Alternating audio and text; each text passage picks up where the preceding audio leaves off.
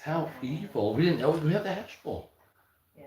We didn't even utilize that. What is wrong with me? I don't know. I know. I'm a pile, aren't I? Say yes. No. I'm a pile. My wife will not say that I'm a pile, but I know that I need to lose somewhere above the amount of 25 to 30 pounds. Had some Mexican food today, and I still feel like I'm going to blow up from the Mexican food, not from terrorism. My stomach feels bad, and I have a feeling my toilet believes later on that I'm going to be a terrorist because I ate a chimichanga for lunch and also a taco. And if anybody knows anything about chimichangas, those things make you crap excessively. So that'll be fun. Can't wait to experience that. But what are you going to do? Mexican food for lunch is the way to go until it's time to go to bed. Then you have to worry about shitting the bed. Yum. So what's up, America? We have news. By the way, coming up in 8 days is the new No Kings protest. What's up, bees? How you doing? The No Kings protest is starting March 28th, 2026. Thank you, it's Birdie. Yeah, thank you. March 28th, 2026 is the No Kings protest through most cities in the entire nation. When I mean most cities, I mean it's in so many cities that we can't click on the map. There's even a No Kings protest in Mexico, Canada, Iceland, Ireland. What's up, America? How you doing, Kelly? The United Kingdom, France, Germany, Belgium, Denmark, Sweden, Spain, Portugal, Switzerland, Italy, Greece, and Österreich. That is where the No Kings protests. Oh, one in Sydney, Australia as well. And apparently one in, really, No Tyrants protests in fucking Sandakan out in Indonesia. Very nice. So I want everybody, what's up, America? How you doing? So the No Kings protest is going on the 28th of March. We will be live streaming that here on YouTube, of course. So don't forget to hit the subscribe, share, and notification bell so that you can be here when we live stream the No Kings protest. I can either put up multi-view videos of it, or I can go on the ground and just go to a protest myself and film that live. We'll see what's happening. What's up, Ziggy? And depending on the internet and the space I'm at. Now, the No Kings protest, like I said, is supposed to be much bigger this time. Figured out we can't win yet. There's no way to win anything. So this is what the No Kings protest website says. So this particular No Kings protest is going to be much larger than the other ones. No, I just read the news. I don't take a political side. So please suck my ass. Nevertheless, I'm going to read what's on their website for you people. In June, No Kings did what many claimed was impossible, peacefully mobilize millions of people to hit the streets. America has no kings, and it mattered. The world saw the power of the people. President Trump's birthday parade was drowned out by protests in every state. His attempt to turn June 14th into a coronation collapsed, blah, blah, blah. Now, that's the initial. 4 months later, the movement roared back even stronger on October 18th with over 7 million Americans and 2,700 events in 50 states. The thing is not many people were there. What's up, Marine? A nationwide uprising 14 times larger than Trump's inauguration. Now, and this is from their website, now President Trump has doubled down. His administration is sending masked agents into our streets, terrorizing communities. They are targeting immigrant families, profiling, arresting, and detaining people without warrants, threatening to overtake elections, gutting healthcare, environmental protections, and education and family need. It's the most rigged maps to silence voters, ignoring mass shootings at our school, blah, blah, blah, blah, blah. That is the official staged statement from the No Kings website, which, of course, as you know, is just the long form of however you want to call what they're doing there. However, this particular No Kings protest that will be March 28th, instead of featuring the original June 14th partners, this has basically a double amount of people that are going to be at the No Kings protest, meaning that approximately 3,000 events will be planned across all 50 states. Now, let me give you a little backing of this. Oh, hell yeah. What's up? Is it Spatter? S. Patterson. God damn it. Well, I'm going to call you Sergeant Spatter because you were fucking your enemies up, turning them into spatter when you were on tour. Damn straight. My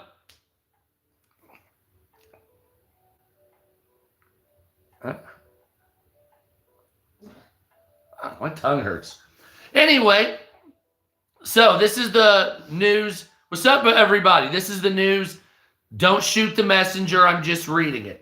No Kings March 28th protest expected to be the largest in American history with 3,000 events across 50 states. Next Saturday's rally could top 7 million people as Americans turn out against Trump amid the Iran war and ICE immigration crackdown. Next week's No Kings nationwide protest, scheduled for Saturday, March 28th, has 3,000 community events across all 50 states and other nations and in every U.S. congressional district. That surpasses the last No Kings in October, which drew 7 million people for the one-day event by several hundred locations and more being added daily.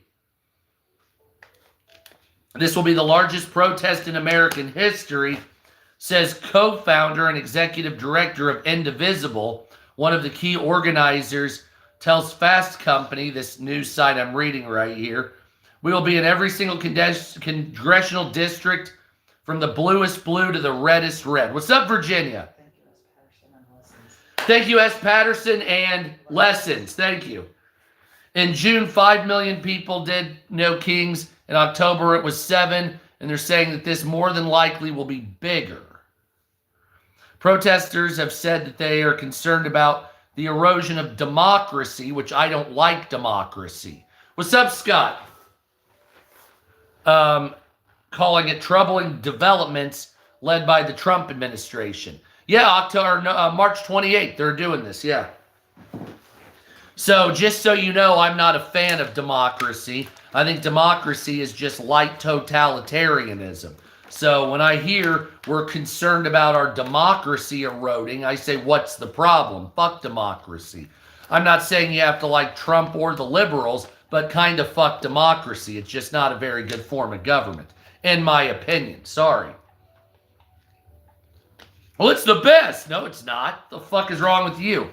Anyway, those include the mass. Protesters have said they're concerned about erosion of democracy, calling it a troubling event. Those include mass furloughs of the government workers and yet another government shutdown, U.S. Immigration and Customs Enforcement raids on immigrants and American citizens in Minnesota around the country, and the deployment of the National Guard troops in U.S. cities against Americans in the name of crime reduction. Sweeping tariffs, which have the cost of American taxpayers millions of dollars, which have since been struck down by the Supreme Court, and recent wars with Iran, causing gas prices to spike. The March 28th mobilization is the next step in a growing, expansive mass movement that includes a wide swath of people, young and old, in both red and blue states and rural and urban communities. I don't know if that's the truth or not, but we'll see. According to the organizers of No Kings, there are multiple issues uniting people and motivating them to come and protest to speak out. Many people will show up because they oppose the war with Iran. They told this news organization, if you oppose what Trump is doing or launching without public support, you need to show up at No Kings. You will have different people, but what we have in common is we don't accept a king in America. Well, that's funny because he didn't vote for one. Yeah, Chuck Norris didn't die. He was recruited by God to do security up at the pearly gates. Chuck Norris didn't die. He killed death and simply took his job. God damn it. Chuck Norris didn't die. He just completed life. What's up, Ghost? How you doing? So yeah, Chuck Norris doesn't die. He's just doing death's job now after killing death. Unfortunately, he had to cross the plane in order to take that over. What's up, Meep? So you have a large No Kings protest the 28th. Like I said, it'll be Saturday, and I will be live streaming. Death has a near Chuck experience. Oh my God, that is fucking great. That is fantastic. What's up, America? So I will be live streaming the protest March 28th next Saturday at the No Kings. I'll try to get there as early as possible as far as the videos and etc., etc. So keep your eyes peeled for that, and hopefully there won't be any de-evolution into violence. But this is the year 2026. What's up, Meat? So anything could be anything. So Iran strikes Jerusalem. Missile fragment hits the Temple Mount. Did not destroy any artifacts, but at least it came near it. Saudi Arabia is now warning that $180 a barrel oil could be on the horizon. Hold on.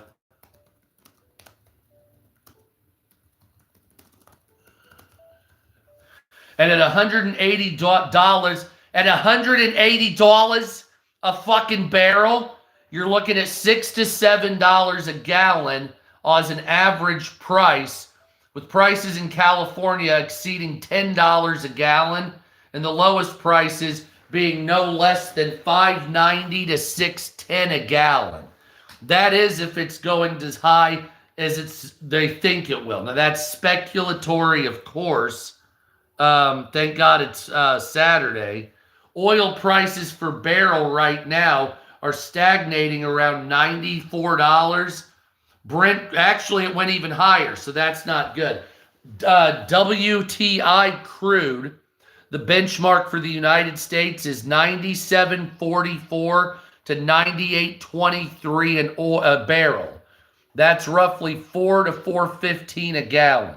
Brent crude, which is the global benchmark, has gas between 111 and 112. What's up, Jesse?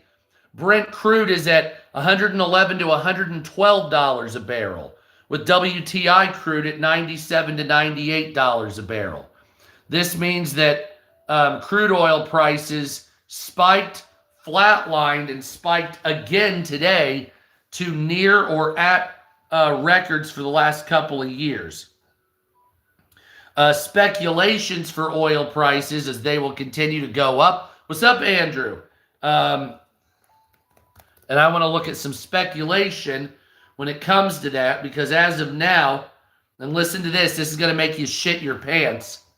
Oil prices are experiencing extreme volatility and speculation as of March 2026. Oh, dude, I would love to, man. We've got so much. We mentioned it on TikTok. Would love it. We need to, man. We need to do something here. TikTok's a fuck bag for lives. Brent crude is hitting $119 a barrel, driven by Middle East conflict, specifically the closure of the Straits of Hormuz. Oh, Chuck Norris. Oh, God. What was that one? Oh, dude. Now you're killing me. Now, hold on. Before I finish this, there's one movie in particular, but I got to look at it. Hold on. Because it was an old movie. Sidekicks was good. Top Dog was actually good. Delta Force. That's what it was. Delta Force. Sidekicks, Delta Force, Missing in Action. All great ones. Anything where he was a ranger. Absolute fucking great movie. Walker, Texas Ranger. That wasn't a movie. That was a show. But obviously it was fucking good. Oh, dude. Delta Force 2. The Hitman. Yeah, you name it, man. All kind. Yeah, anything that was hard 80s, early 90s. Dodgeball is funny too. Jesus Christ, man, I forgot about that. Now, analysts, so listen to this. Analysts speculate that prices could potentially soar to $150 to $200 a barrel if the disruption of oil persists, with some forecasting Brent crude's average of $91 for this quarter potentially falling later at the low end. The high end, $150 to $200, the low end at $91 a barrel. Now, what the bigger issue, yeah, I know. What the bigger issue a lot of people aren't going to see right now is because it's not wintertime, is the reduction of the flow of liquid natural gas, LNG fuel. Now, why does LNG fuel matter? Well, during Barack Obama's terms, he had most power plants changed from fucking coal to natural gas power. So that LNG, the liquid natural gas, that's funny. Oh my God. The liquid the liquid natural gas, the flow of that stopping, you thought your energy prices were high this fucking winter. Thank you, Liquid. What you're going to be doing, thank you, my friend.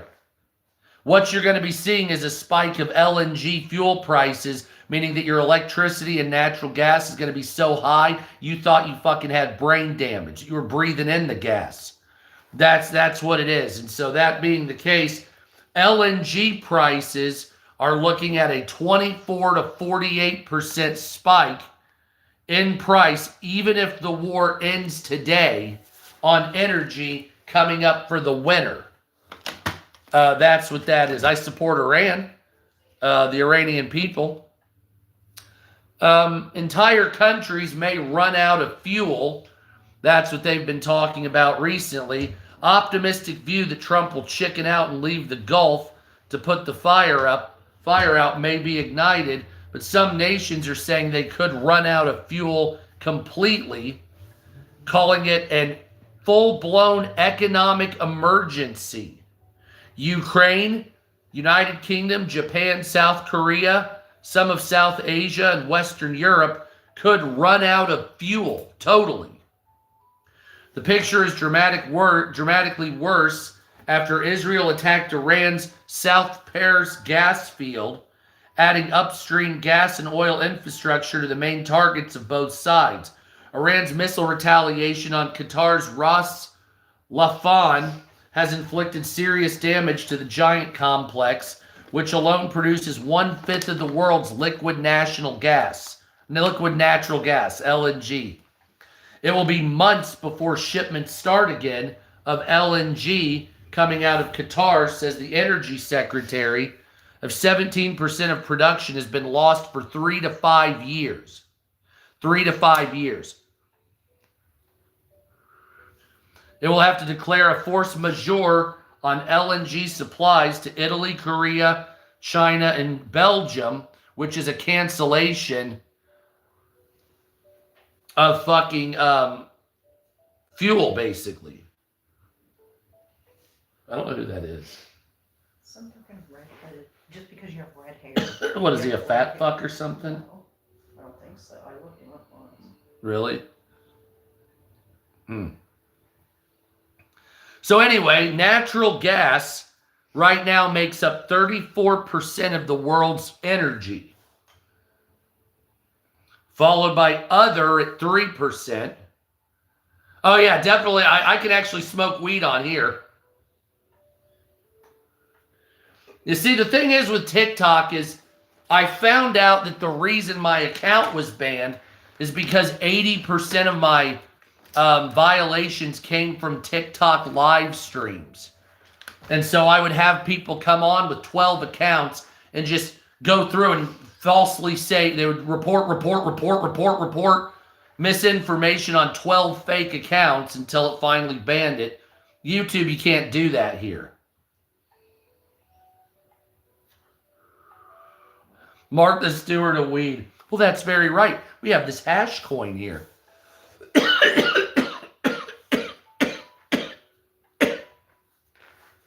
For live streaming, YouTube is far superior. It's more difficult. It takes a little more time to get viewers to come in.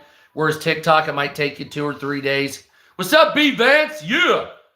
On TikTok, it might take you 2 or 3 days to get live viewers. Here on YouTube, it might take you a month, but it's far better here.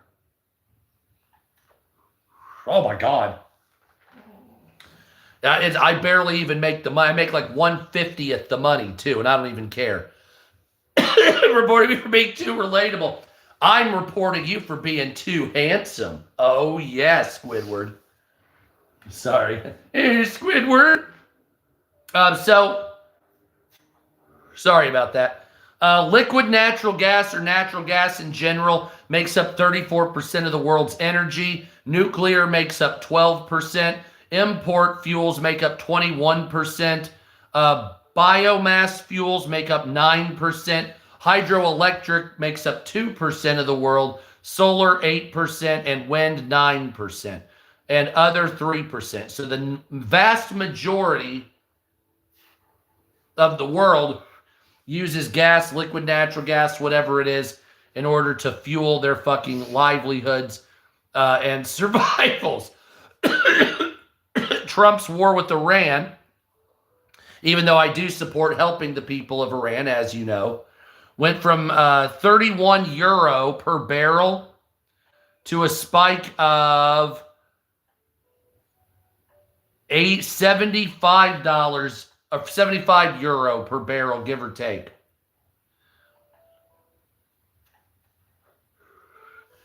And the Straits of Hormuz traffic has settled down by 2/3 because the Iranian government is only allowing certain ships through. However, that may not be a problem coming up as the United States Marine Corps is set to invade several islands that are problematic. On top of that, United Airlines, found this out right before I went on the stream, United Airlines cuts 5% of its flights worldwide due to the cost of fuel. And the International Energy Agency is urging everybody to work from home if possible.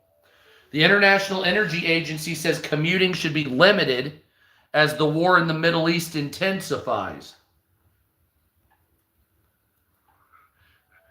People are now being urged to work from home as the Iranian war intensifies, the energy crisis sweeping the globe. The International Energy Agency, the IEA, said people should limit commuting wherever possible as the worldwide energy shock becomes more and more severe. It released a 10-point set of actions that it said could be implemented quickly by governments, businesses, and households. I like hash. Top of the list was a request to work from home whenever possible, which reduces the demand for fuel among commuting. MEU from California. Oh, I heard about that. Yeah, I didn't know it was Marines, though. I didn't know it was Marines. I just heard that more were coming. So that's what that is, a second ME. That is not good. Marine Expeditionary Unit, by the way, MEU. It also urged governments to lower motorway speed limits by 10 kilometers an hour, 6 miles an hour, to cut fuel through both passenger and freight vehicle. Yeah, I miss Russian gas. That's all I got to say. Faith Birol, IAEA Executive Director, said he hoped the list would be of use to governments around the world. Downing Street pushed back against their recommendations, saying people in Britain should commute and go about their day in a normal fashion. Keir Starmer actually went against somebody. Wow, he's not a... War in the Middle East has caused the largest ever disruption of global supplies in history, says the Paris-based organization. Britain is dependent on overseas imports for its gas needs. Ew. Relying on a constant flow of tankers laden with American liquefied natural gas, plus piped gas from Norway.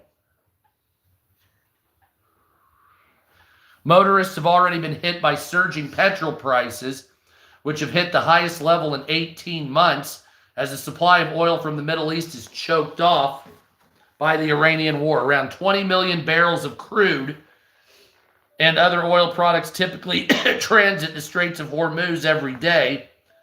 That has fallen by some 90%. So 2 million instead of 20 million per day is coming out. Tehran, the Iranian government, threatens tourism sites. Iran threatens tourism sites, and the United States sends the Marines to the Middle East as Trump hints at a wind down of the war.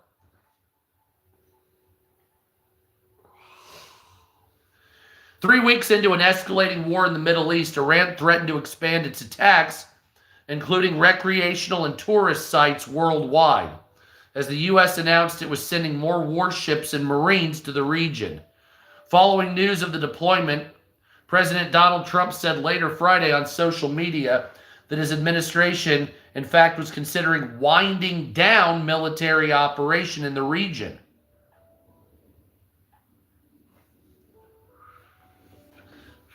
The mixed message came after another climb in oil prices plunged the U.S. stock market and was followed by the Trump administration announcing it will lift sanctions on Iranian oil ships and move aimed at wrangling soaring fuel prices. So hold on a second. So Donald Trump wants to unsanction Iranian oil while we're blowing up each other on our oil. That sounds stupid.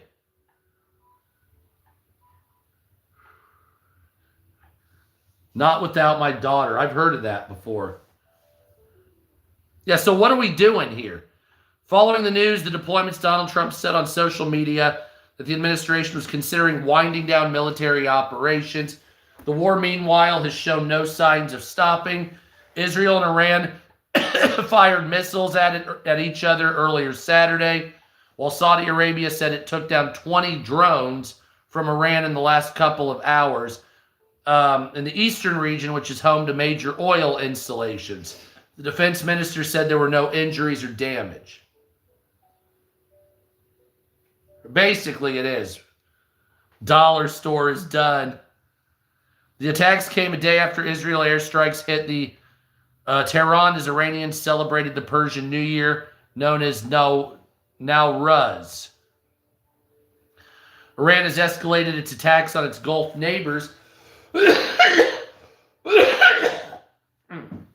since Israel bombed the South Pars offshore natural gas fields, while keeping a stranglehold on shipping in the Straits of Hormuz, a strategic waterway. The one thing that this did with Iran is, before we did this war, Iran was considered unattackable. This is one big thing that a lot of people are overlooking, whether America stays or goes, whether America pulls back, no matter what happens. Before this conflict, Iran was considered an unattackable nation that was so dangerous that it would bring about World War III. Iran and Israel, or the United States and Israel, have fucked up Iran, nearly wiped out their navy and military, and we're not being nuked. World War III hasn't technically started yet. Well, I guess that depends. That depends on who you ask. But what this does show is that the impenetrable are now penetrable. Giggity, right? And the Pentagon prepares for a ground invasion of troops in Iran. As you know, about 5,500 Marines have already been commissioned and deployed.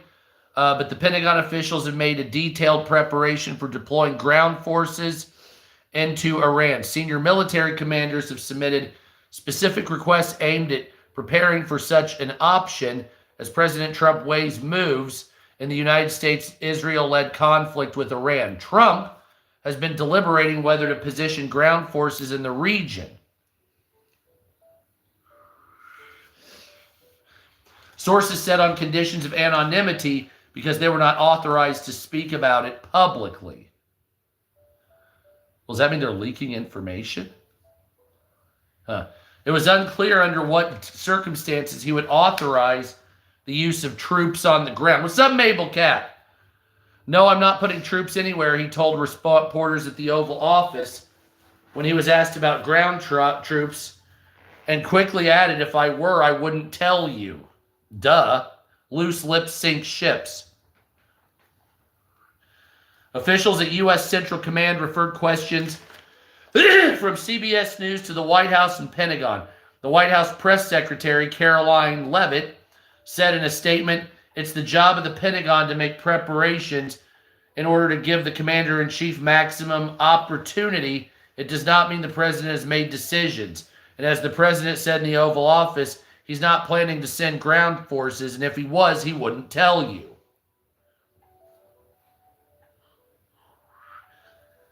No, this is a hash, by the way.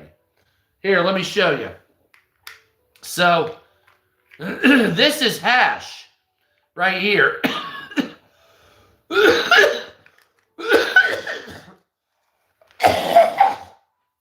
No, I don't use uppers. Oh, okay. And this is good shit. That comes from Ohio. Very high grade. This place, it was called Nectar in Cincinnati. So, Nectar, it... No, I know it's ridiculous. Nectar is a high-end marijuana store. This right here was the beginnings of what's called a hash coin, right? But as you can see, I ripped a chunk of it off, and I put it in between some actual weed. I shouldn't have done that. I should have just smoked the hash by itself. Nevertheless, I like hash more than I like flower weed. That's my go-to if I can. I don't know about my wife's resolve with hash. You're kind of on the fence, aren't you? I like it as long as it's mixed with weed. As long as it's mixed with weed, you don't like it by itself? No, I always burn my thumb because it doesn't like it. Oh, yeah, I have to start crumbling it. Yeah, it's what I've been doing is bad. Just shoving it in there. Yeah, it's too solid. I have to, yeah. I'll make it. I enjoy it, but I can't. Well, I'll do it. I'll cut this up into little bits, and it'll actually work. I just put that Buddha ball in there like a dumb fuck. Anyway, yeah, so that's what that is. Yeah, rosin. I've got a rosin pen, actually. Yeah, we've got a rosin vape pen, actually. And I also got this thing right here. And this right here, you just put your concentrates in. My wife doesn't like this because she says it tastes burned. That's why I like my 6th Marine plaque. Got a functioning piece. Oh, very nice. Very nice, Jesse. That is fantastic. I prefer taking a hit out of a gun barrel, but that'll do nicely as well. Just saying. Hey, you might as well cheat the Reaper, right? Oh, what's up? No torch and a dab rig. I'll tell you what, man. Dab rigs, I need to get something besides that. So we have a missile hitting the western wall in the old city of Jerusalem.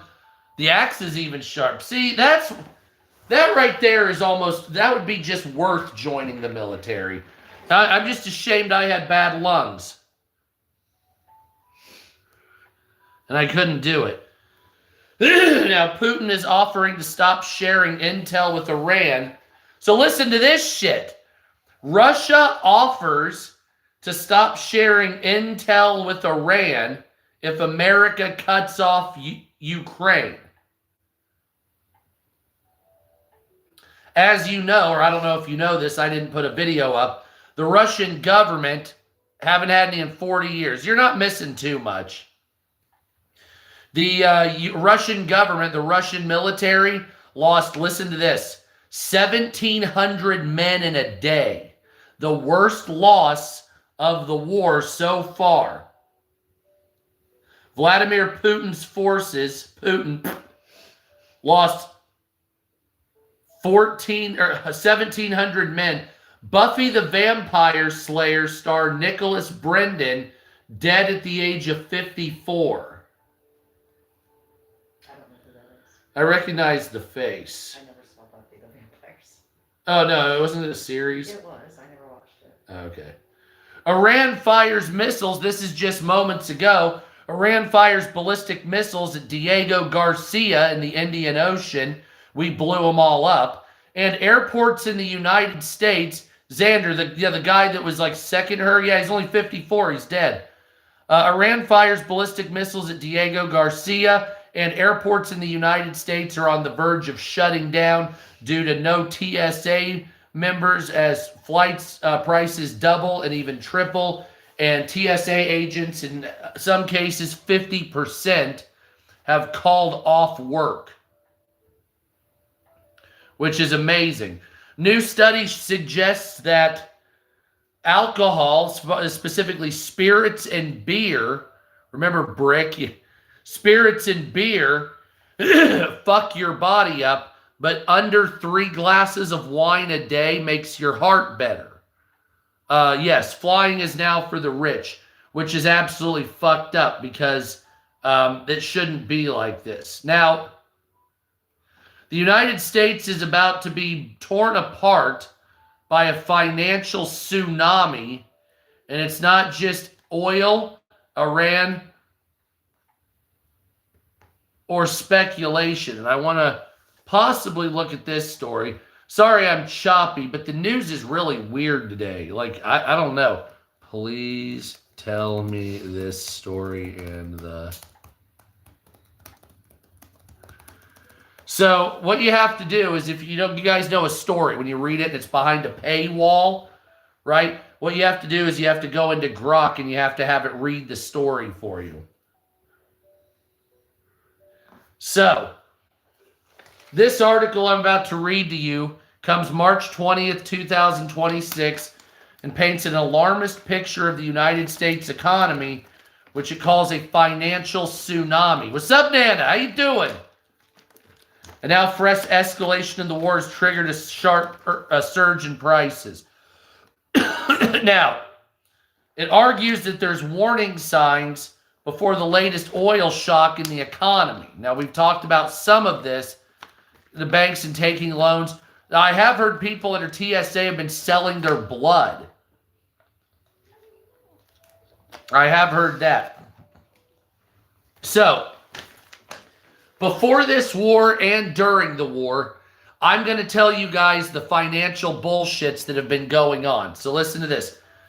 Before the war in Iran started, what's up, Toronto? How you doing? Fuck yeah. Everybody's doing great.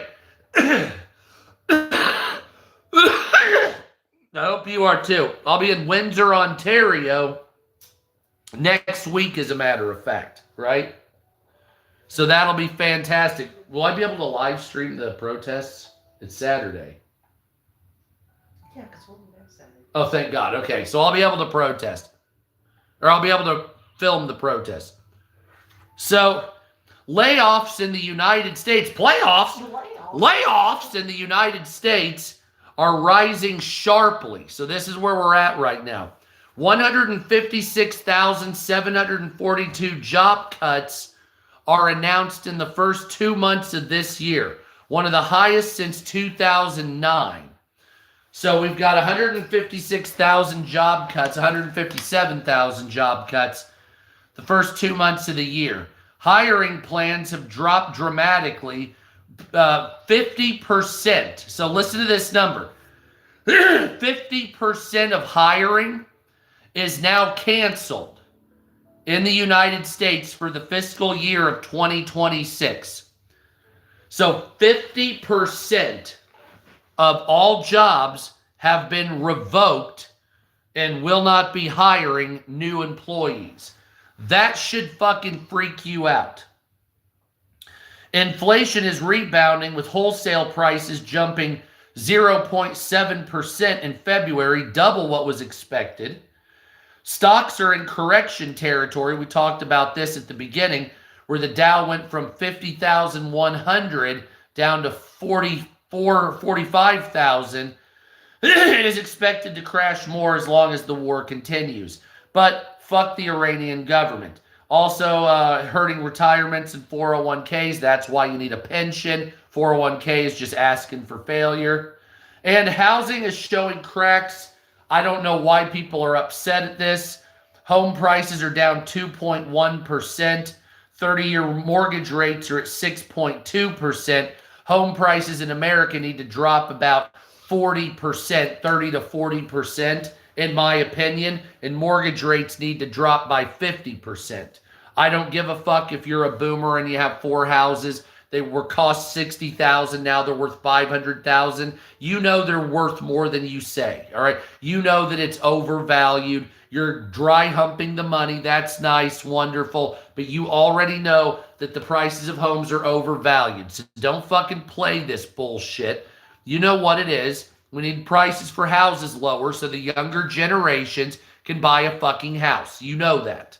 It's not difficult. The younger generation has to be able to buy a house. And as long as the prices remain high and the interest rates are fucking through the roof, then there's no way people in their 20s, 30s, and even 40s, like millennials, like myself, will ever be able to afford a home unless some boomer decides to deed me one of their 6 houses they have.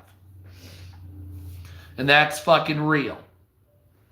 Now, the main trigger on top of this with the economy, with those markers that I just read you, is now an oil crisis. Iranian actions, including boats sinking fuel tankers, have driven oil prices sharply higher, about 25 to 30% more. U.S. gas prices, on average, are nearly $4 a gallon. And diesel prices are approaching $4.50 to $5 a gallon.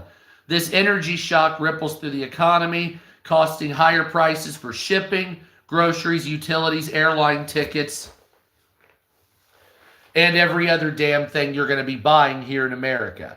As a result, this is a brutal squeeze, they're saying, on everyday Americans, making it harder to pay bills, save, invest, and also the cost of higher energy is further destroying the American dream. Deeper stock losses, possible housing crash, which I hope, and more hardship withdrawals from retirement accounts, already at record levels, are the financial plan for millions in the next couple of months. As far as financial issues that are the worst in America, rising energy and costs of living in America have made it impossible to live. Gas is $4 a gallon, plus knock-on effects of food, utilities, and transport. Inflation is getting higher, making Fed policy tricky and eroding purchasing power. Job market is weakening, more layoffs, fewer hires, leading to income insecurity. Stock market volatility, corrections, we talked about that. Housing pressure, falling prices, rising foreclosures, higher mortgage rates, squeezing homeowners. But like I said, the price needs to drop.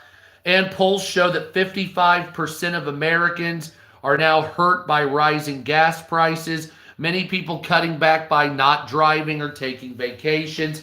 I just got back from Pigeon Forge, Tennessee, and I will tell you that the amount of people that were in Pigeon Forge, Tennessee were significantly down, would you not say, than any other time for being spring break. Typically, if you go to Pigeon Forge, Tennessee, even on a weekday, there is a great deal of people that are at Pigeon Forge. Just because it's spring break, was almost nobody there. It was a ghost town. At 9 o'clock at night, the roads were empty. It was cops and criminals. That's all it was. And us, yeah. Well, technically, but I was just like, oh my fucking God, what's going to happen here? What are we going to do? And a lot of people are financially struggling. There's just no question about it. And I'm wondering at what point this becomes a critical level when you have to tell the companies you're done making profit. It's time for you to stop for a little while and reduce the prices. We normally have a lot of tourists. Yeah, there was almost nobody there. It was fucked up. I've never seen it that dead at this time of year. And the companies have to lower their prices. And you say, well, the companies will lose profit. Yes, they will. That's right. Yes, that's right. 600 or 1,000% profit is not doable. You'll have to lower it to double your profit. That's it. So you'll have to lower it to only making 200%, not 1,000%, you greedy fuck faces. And they're not going to do that. They're going to say, oh, well, people are hurting. Well, we'll just not sell to you, target the rich, and raise the prices to make it unattainable, so we'll make 1,400%. Fuck you. Right? It's upside down because you have billionaires and their lobbyists and the speculators all on the same page running your laws and government. I don't know what to tell you. That's what we're doing here. So you say, well, this seems like it's fucked up and it's not working for anybody.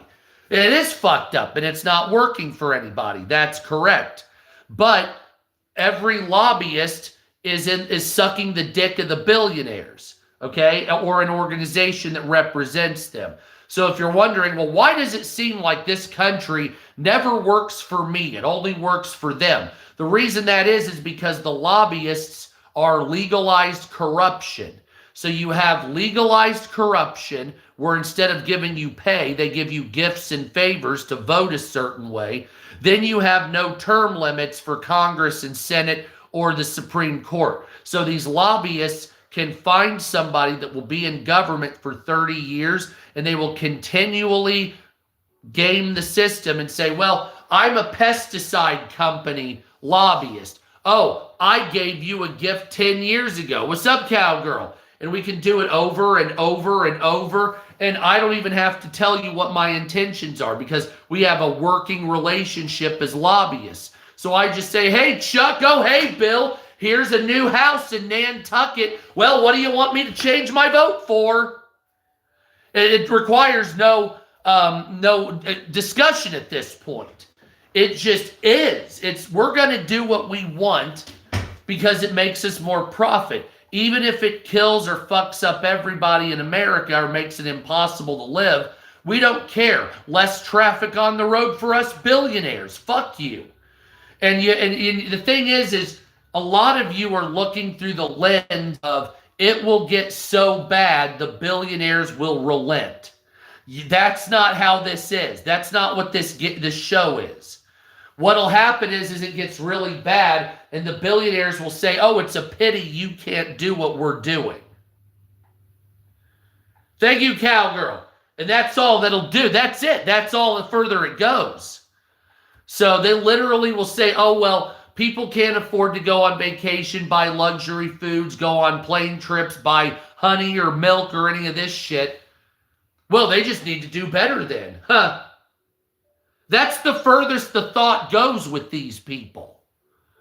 Right? Oh, the homeless are, yeah, it's ridiculous. It's already growing. I see it in my city. The numbers have doubled in public. It's ridiculous. I should film them, actually.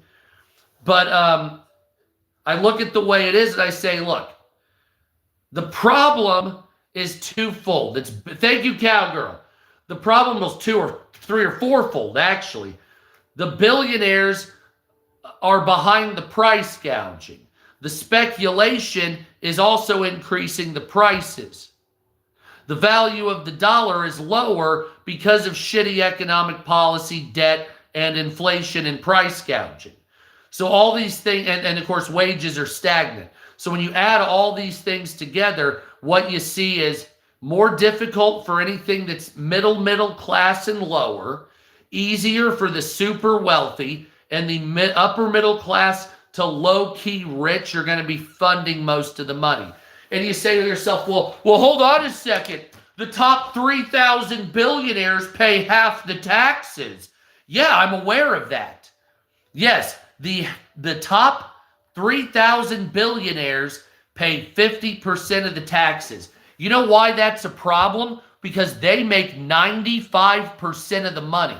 So the top 3,000 billionaires should pay 95% of the taxes. You're being cheated. You have to understand that. So if you say, well, the top 3,000 billionaires pay 50% of the taxes. Great, but they possess 95% of the money. 330 million Americans play with 5% of the available money in America, and 3,000 people have 95% of the money. So those 3,000 people could lose 6%, 4% of their money, and your livelihoods in life would double, right? So the billionaire, 3,000 billionaires, the top richest people in America, they could say, we're going to give 6% of our wealth and cure poverty and just pay for health care, starter homes for people, and food. We'll just say those things. And it would double the amount of house you could have. It would double the amount of disposable income everybody in America would have.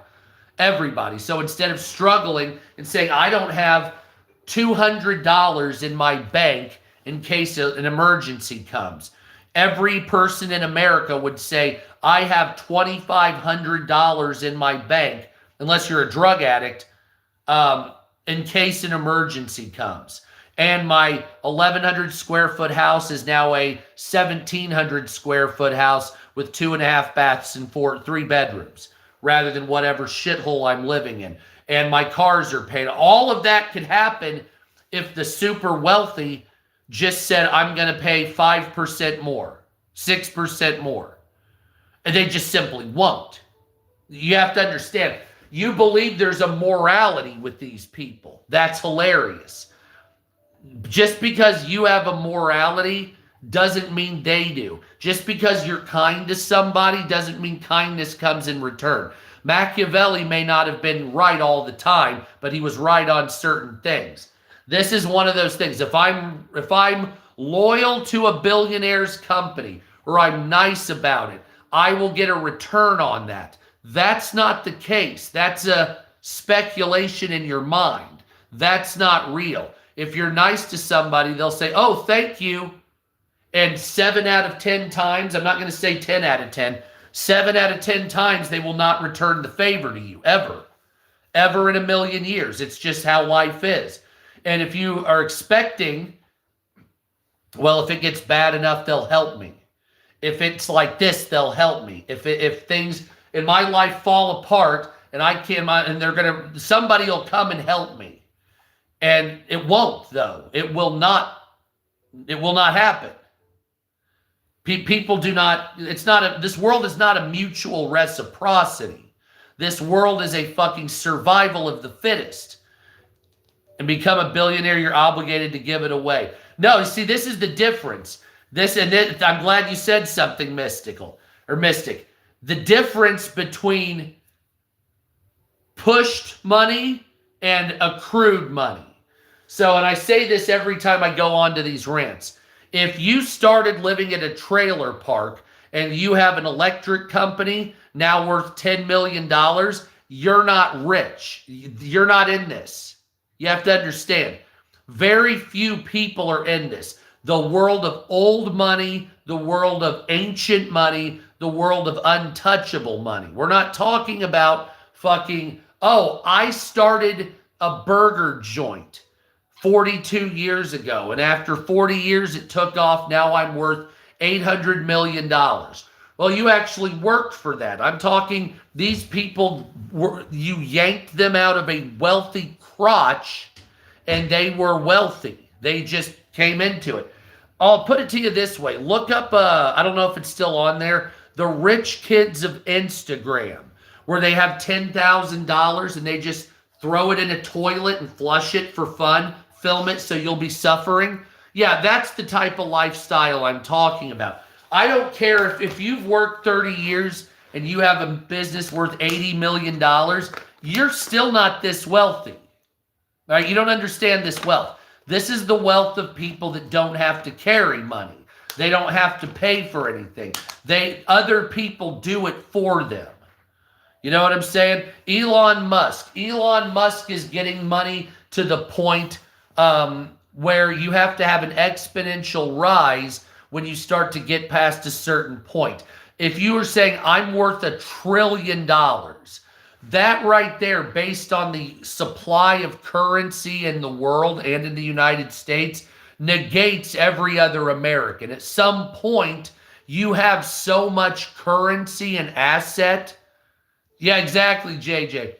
that you are now taking away from the collective of the entire nation. So I believe, and I don't have the figures in front of me, the United States at any given time has about $2 to $3 trillion of gettable money. Okay? Gettable money. And what that means is that there's X, Y, or Z amounts of currency, assets, it's whatever asset, anything you can think of, that the average American or anybody has a potential to grab. So if you say, well, there's $2.6 trillion of available money for 300 million people. Let's just put it that way. And then you say, but this one man has $1 trillion. So this one man has the equivalent of 50% of 300 million people's life money. So you say, okay, you alone, one man alone, is the equivalent of 1/3 of the GDP of the United States.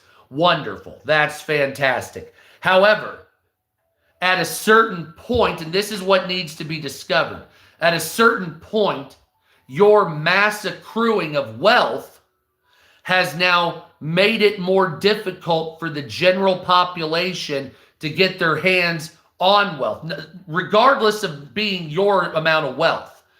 We're not even putting that up there because no one will ever be that wealthy unless they're basically born into it at this point, or it's gifted, grifted to them, whatever you want to call it. But if you say, well, 300 million people have to share $2.5 trillion, and then there's one guy that has $1 trillion, do you not see that that's a problem, right? The skewing of the amount available now is in such small hands, right? That amount of money can change. Thank you, BG. What's up, America? The entire direction of how people live or get jobs or function. It can change things like the very price of food nationwide. The very price of cars and energy will be directly influenced by this one man's purchasing ability versus 300 other million people. Invite him out to dinner and let him buy it in my dinner. The difference is between socialism and this is you believe that the government should take the money and then redistribute it. Okay? New York is great. The problem is government is never capable of taking the money and redistributing it properly because of bureaucracy, ignorance, and greed. Those three things. So there's no way, exactly, that's right, Frog. If you took $500 billion from Elon Musk, whatever, $400 billion, and you said, I'm going to put it into the government and then they'll distribute it where it needs to go. Nothing good will come from that. It will go to other nations. It'll go to wars. It'll go to paying off God knows what weird shit, trans surgery in Mozambique, right? It'll go nothing for America. That's why you have to incentivize the reinvestment of money into the United States by billionaires. You understand what I'm saying? So if you say, and just look at New York and California, the rich are leaving there because you're saying, we're taking your money. Immediately they say, fuck you, and they leave, right? That's a normal reaction. But if you say, we're going to incentivize you to reinvest in the United States instead of a global economy, then that's a different way of looking at it. So the objective is to get the ultra wealthy to willingly pay into a system to benefit, not fucking withhold due to fear financially. So if you say, okay, well, you top 3,000 billionaires, you hire most of the people, but you're hiring Chinese and fucking Vietnamese and Mexican labor instead of American citizens. What I'm going to do is I'm going to say that you have to hire 70% of Americans or bring your factories back here, or you can't call yourself an American company. So that incentivizes you to bring your jobs and factories back here and hire Americans. Why? Because there's a law that says if you don't, you'll be labeled a Chinese entity or a Western European entity or wherever the fuck you chose to hang your hat. So like John Deere famously put a lot of their factories in Mexico and hired a bunch of Mexican labor. Well, if they hire, more than 30% Mexican labor, well, they can declare themselves a Mexican company. Well, hold on, we're American. Well, not with that attitude, you're not. You're going to hire American and bring that money back to the future. They didn't have to give direct money to the people of America. The factories were forced back so they could be called an American. They hired American, and that forced a gain in our economy, and they didn't have to leave. We also didn't take their money directly. It's an indirect reinvestment into the United States. So, for instance, if you say, well, you're a billionaire and your company is located in the city of Nashville. Unfortunately, Nashville's roads are a pile of shit. Okay, well, maybe this company that we've been, giving tax breaks to, like Eli Lilly in Indianapolis. Eli Lilly's one of the largest companies in Indianapolis. So what do? We give the companies tax breaks because they hire people supposedly from the local area. But they don't. Eli Lilly brings in Indian and Pakistani labor from overseas and then circumvents hiring local. So we've given Eli Lilly and other businesses tax breaks, incentives, and government lobbying possibilities, etc. But instead of hiring people from Indiana, they hire people from India and then bring them over here. And it's like, well, hold on a second. So I am giving you a tax break, and instead of you hiring Americans, you're hiring Indians. So what the fuck is wrong with you? Well, no, no. You have to understand, maximum profit does not mean your business is good. You have to understand that. Just because you say, well, I'm in a business and I doubled my profit continuously. Wonderful. But what have you done to reinvest into the United States? Well, I don't have to do anything. Well, then you don't need a tax break. Suck my dick. You have to understand that back in the day, the billionaire companies used to reinvest in America. They would build parks and theaters and sports arenas, and they would back their companies with it, and they would get a big public jerk festival with the city or state they're doing business in. Not so much now. Yeah. Well, it doesn't matter. I'm in Indiana, so I know. Trust me, I fucking live here. And I know that, but it doesn't matter. The reason the taxes were given, the corporate tax breaks were given, were to hire people from Indiana, not fucking India. You get it? The tax breaks were given to hire people in it. Well, there's not much skill there. It doesn't matter, fuckface. It wasn't to hire Brazilians or Canadians or Indians or fucking Chinese. It was, you got a tax break of 7% so that you would hire Indiana people. Well, we didn't do that. Well, then fuck you. How's that? Fuck you. Lose profit and suck my dick. Otherwise, hire, do better, dig harder. Fuck you. Put hiring events. You don't do that. Why? Because you're a bunch of cheap fucks. You want to hire an Indian motherfucker and not give him benefits, you sloppy bitch. I don't want to fucking hear it. I know what you fucking do.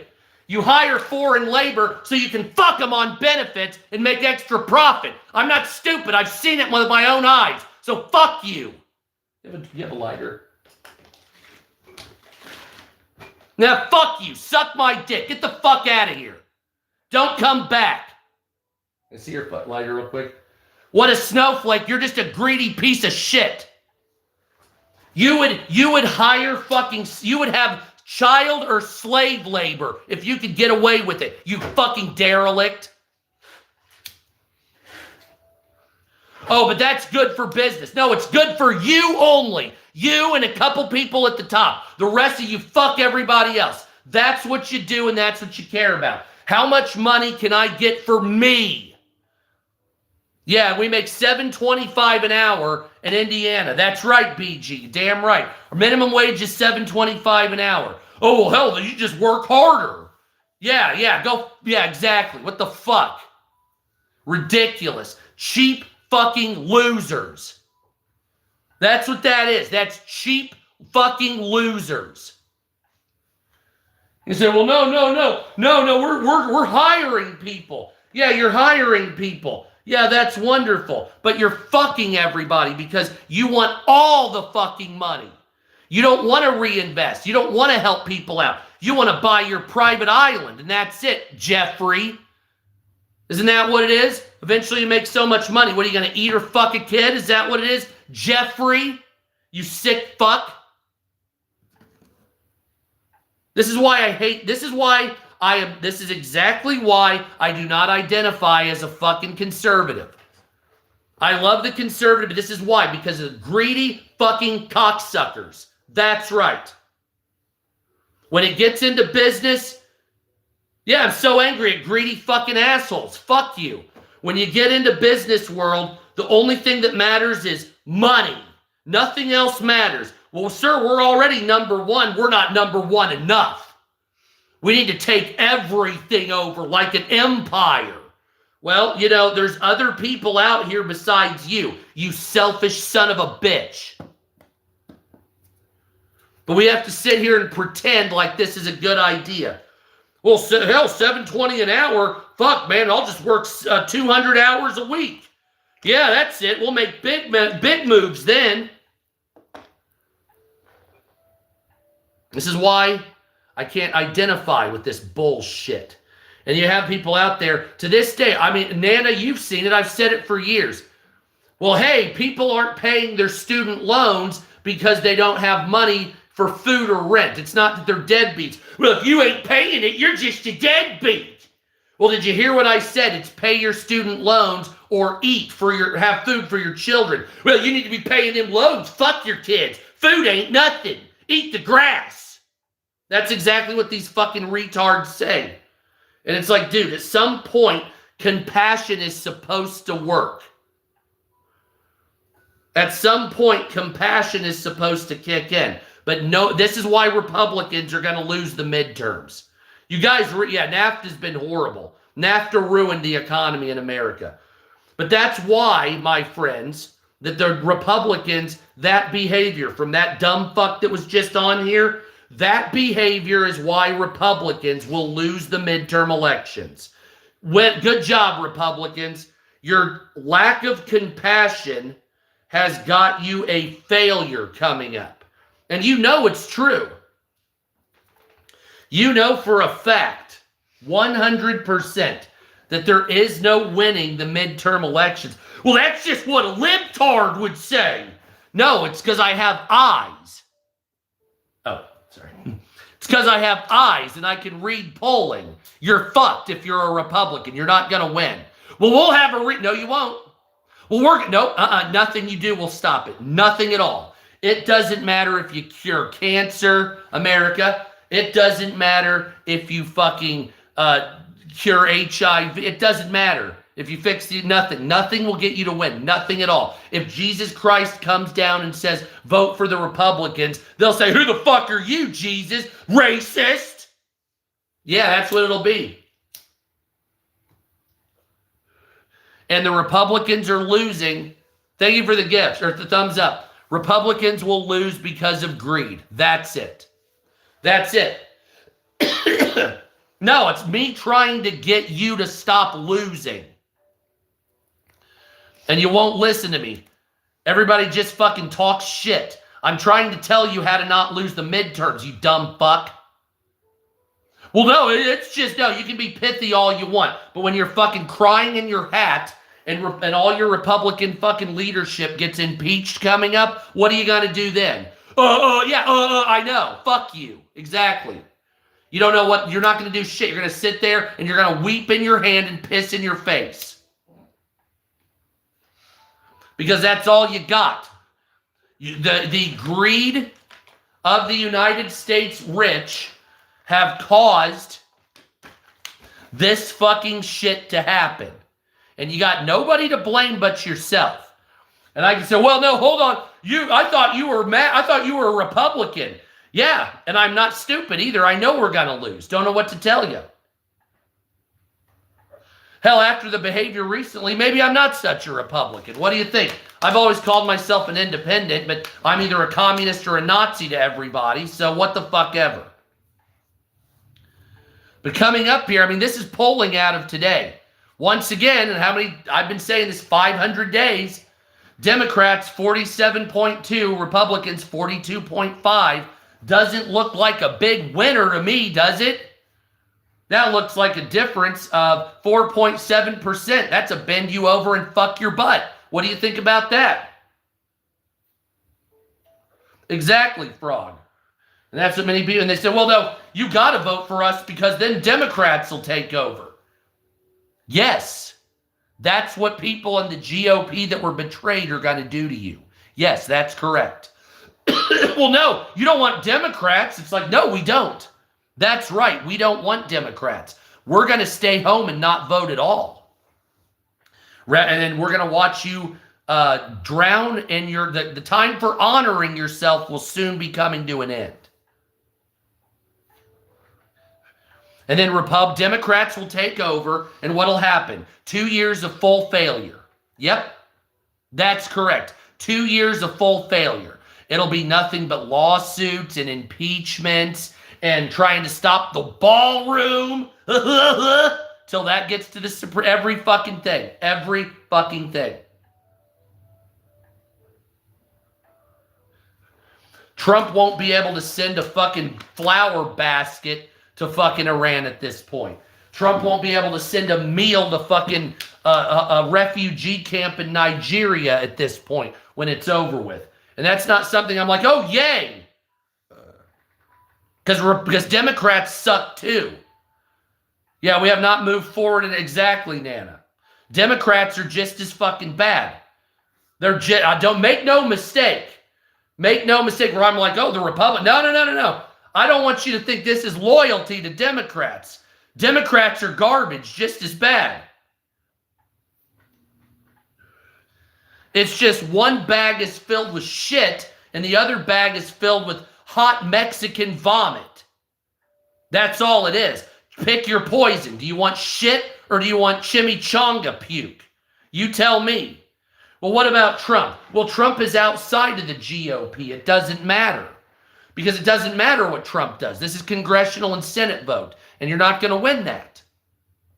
Well, I don't want to hear that. Trump will still be your president. But nothing will happen for 2 years except a slow jack and a ball roll. That's it. And I say, well, what do the Democrats want to do? The Democrats want to roll everything back. They want refugees in. They want all the money going back. Hell yeah, New York is the shit, man. You got refugees will come in more, the border will be open. Trump will be sued for the ballroom and for the Kennedy Center. They'll impeach most of the people on his fucking cabinet.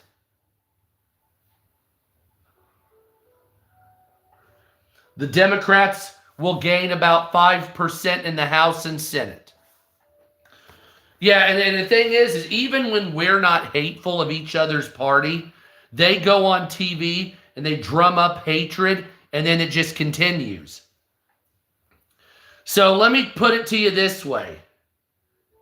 In the last 150 polls, 3 times Republicans have outperformed Democrats. 147 others, Democrats have outperformed Republicans. The generic congressional vote shows both Democrats and Republicans down in popularity, both trending the exact same, with Democrats and Republicans at a 4.7% divide that is not stopping. It is how it's going to be. So, and I try to tell people, you can try to attack me, shoot the messenger, fuck you all day, right? But as Republicans, you're going to lose 5% or more of the House and Senate. That's just a fact. That's a reality. And that will be enough to fuck your shit up. That will be enough for Trump to say, we're going to do this. And enough Democrats will say, nope, you're not doing anything. And nothing happens in 2 years. Nothing. And you say, well, wait a minute. I don't want that. I don't like that. That's tough shit. That's how it's going to be. Well, no, I'm just a Kamala supporter. No, I'm telling you the realities. I thought you were MAGA. I'm telling you the realities. Well, that's not loyal to America. What, telling you the truth? Telling what I know is going to happen? Right? It would be like I say, okay, well, I see a guy over there with 11 ballistic missiles, and they're raised and all pointed in the direction of London. Well, gee, what do you think will happen? Oh, they're going to fire them at seagulls. And it's going to hit penguins in Antarctica. That's what it'll do. It's not going to hit London. Why would you think that? Due to every single speculation showing it will. So other than that, I don't know why you would believe that. It's like, come on, dude. You know what I'm saying? So the Democrats are going to win by about 4 to 5%. Maybe as high as 6%. You think I want to admit that? Not really. But that's what it's going to be. President Donald Trump's approval rating has also gone down quite a bit. His disapproval rating is now at 55.7%, with his approval rating at 41.8% and continuing to erode. Not necessarily because of the job he's doing, but because of the Iran war, believe it or not. Only 35% of Americans approve of the Iran war. President Trump's job approval was at the lowest ever during his first presidency at 37.1%. Then Donald Trump had a favorable rating at the very beginning of 50.5%, now dropping to 41.8%, meaning that Donald Trump's popularity, much like most presidents, because they don't actually have the power you think, are dropping. What's wrong, baby? Just sitting there.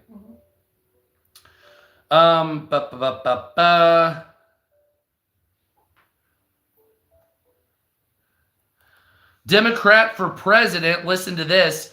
This is out till 2028. Most likely have a civil war. Yeah, but I don't think it's going to be that bad if they do. So so listen to this. If you, how do I put this? Who do you think is going to be the Democrat nominee for president in 2028? Who do you think will be the Democrat nominee? So just put in the comments who you think the Democrat nominee will be. The polling right now is absolutely fascinating with this. And you will be surprised, maybe. My grandmother. Grandfather? No, Grandpa, no baths tonight. Oh, my God. All right, so I'll start with the lowest. Senator Mark Kelly is at 5.6%. Josh Shapiro is at 6.1%. Alexandria Ocasio-Cortez is at 8.6%. Pete Buttigieg, or Buttigieg, however you pronounce it, is at 10.4%. Gavin Newsom is at 19.2%. And Kamala Harris is leading the field with 26.3%. Kamala Harris is not double, but getting close. Maybe an extra 1.5 over Gavin Newsom, which is setting up for a Kamala Harris president, Gavin Newsom vice president. That's what I think they're going to do. I think they're going to have a Kamala Harris president, Gavin Newsom vice president, or a Kamala Harris president and a Pete Buttigieg vice president to have the first openly gay vice president and the first woman of color, if you want to call it that. Which that, with the fucking President Jack Daniels, President fucking Stoley. But that's what we got going on with the Democrats. So Kamala Harris is firmly in the lead. Republican nominee has J.D. Vance at 45.4, Trump Jr. at 16.1. Marco Rubio has surged to 30% in some polls, with DeSantis at 7, Kennedy at 3.8, and Nikki Haley. I don't know why she's even on the shit right now.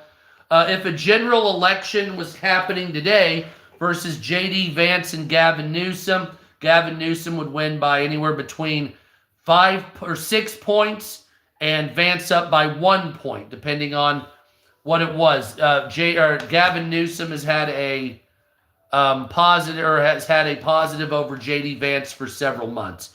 J.D. Vance versus Kamala Harris. The latest poll was back in November, and that had Kamala Harris up 1 point. It would be interesting to see that. Vance versus Buttigieg, Vance up 1. Vance versus AOC, Vance would be up 3. Marco Rubio versus Gavin Newsom, Newsom would win by 2. And Rubio versus Harris, Harris wins by 2. So we're not talking about huge numbers here, right? We're talking about very small in the field, a margin of error. Basically saying, I would say everything is basically kind of in the middle there. As far as the direction of the country, January 4th, we were on the wrong track, 61%. That dropped to 50% after Trump won, and now being on the wrong track is increasing again.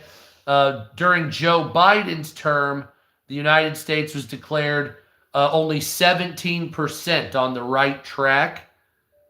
During Trump's first term, the lowest point was at 20, and also an 18.9 respectively. So Biden was 1% worse than Trump's leadership at the worst point, honey. Just want to throw that out there. And that's what we have right now. Don't know what to tell you. The 2028 presidential polling will be absolutely weird when that happens, but I'm not going to hang my hat on anything that's coming out there because fuck that. Let's see. CBS News Radio will be shutting down after 100 years.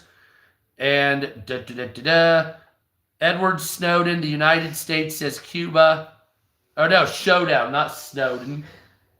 I'm too high for this. I love you. The United States says Cuba is prohibited from taking Russian oil, and the Department of Justice is pursuing criminal charges against Colombia's president for drug smuggling.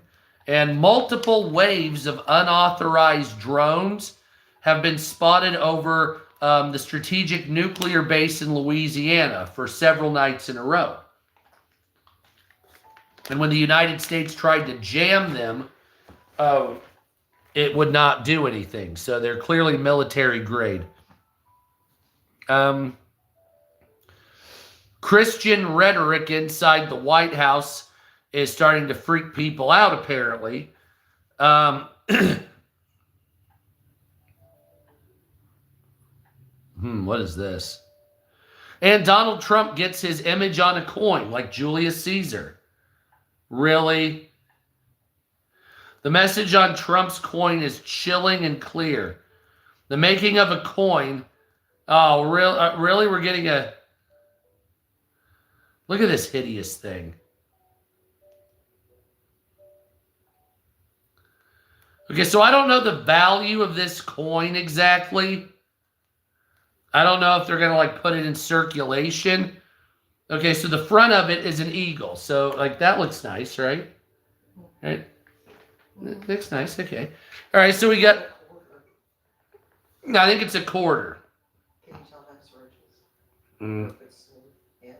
I can't tell. Oh, okay. It just looks flat. Coin clipping. Ugh. But then look at the head side of this. Doesn't it look retarded? It does. It's got a mean looking Donald Trump on it. Like he's like, it's like, what the fuck? So the making of a coin is like making a successful. The artist must clearly and concentrate a big idea into a symbol of a coin. It's all about reduction, condensation, and distillation. Politicians may only get a few minutes of genuinely undivided attention from their voters, while coins designers must create something iconic, the canvas the size of a thumbnail. On Thursday, the Trump administration won approval for an unprecedented coin design from the Commission of Fine Arts, Mom. The advisory panel founded in 1910 that evaluates aesthetic merit on the new federal architecture, landscapes, and designs of our money, medals, and other common commemorative works. The design of the coin, though not beautiful, is perfectly clear its message, and the message is chilling. The Trump gold coin would be issued under the U.S. Mint Authority to create gold coins and silver medals without explicit congressional authority, but its use of a portrait of the 47th president is extraordinarily bleak, with centuries of democratic aversion to depicting living presidents on money. On several occasions, Congress has authorized a particular series for national parks for the images of living presidents like Calvin Coolidge. But Donald Trump proposed honoring himself on at least 2 coins, circulating $1 pieces that are reviewed by the Commission of Fine Arts in January, and the commemorative gold coin that was approved Thursday. Kind of looks like a douchebag picture, but that's what it is. Shortages for TSA lines are starting to expand. It's going to be ridiculous. Prices for airfare are going to go through the roof. Don't know what to do about that. Not much you can do about that. Even when the war is over, it will still be absolutely horrifying. And the Senate fails to advance the Department of Homeland Security funding bill for the 5th time with no deal in sight. So it's going to get worse. Laura Loomer meets the Dalai Lama. And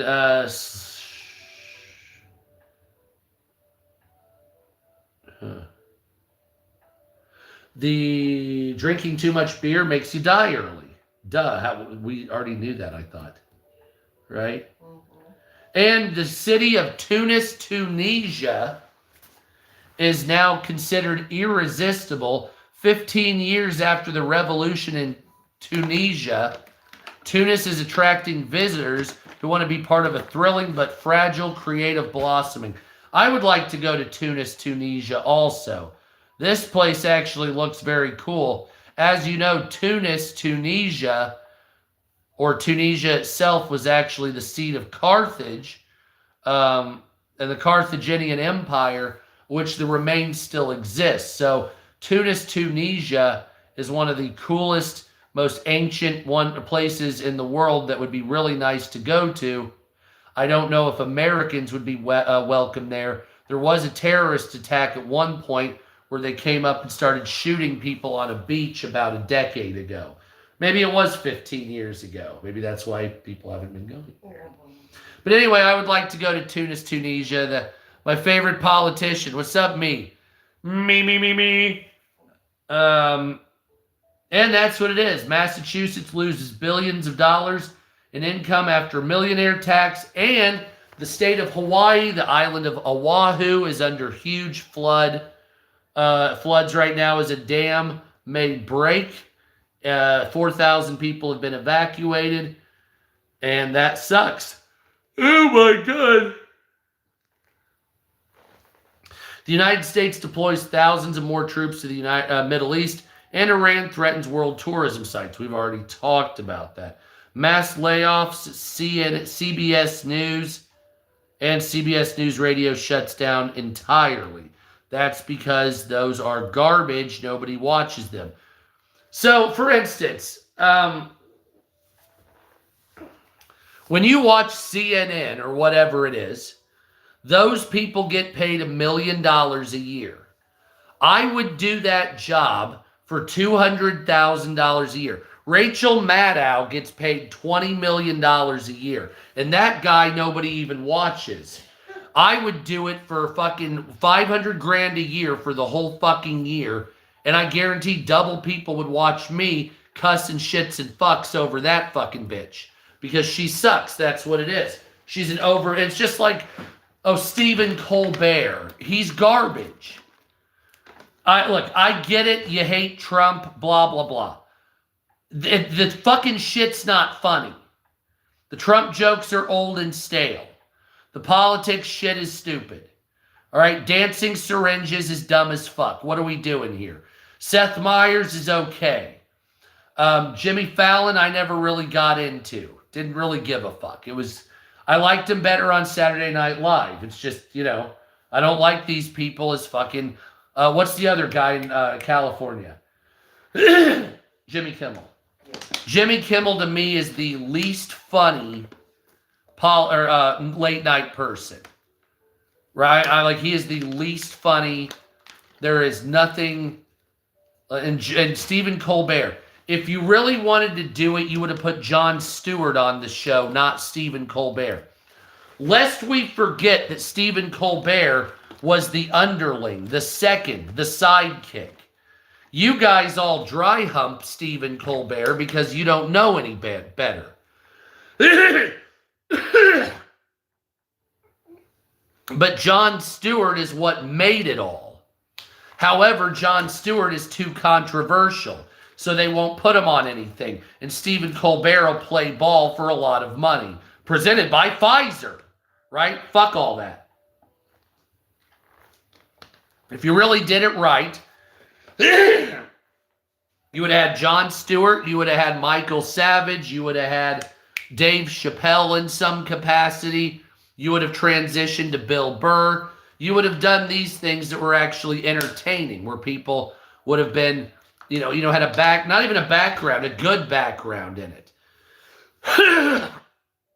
But instead, you picked based on politics and position when it came to social justice. How stupid. I'm not gonna lie. There is nothing more stupid than the pursuing of social justice as a national collective, or even as a Western collective, that you have all been subjected to over the last 20 years, 15 years. What an absolute waste and embarrassment. What a waste and embarrassment. I don't know what else to tell you. Social justice is an embarrassment.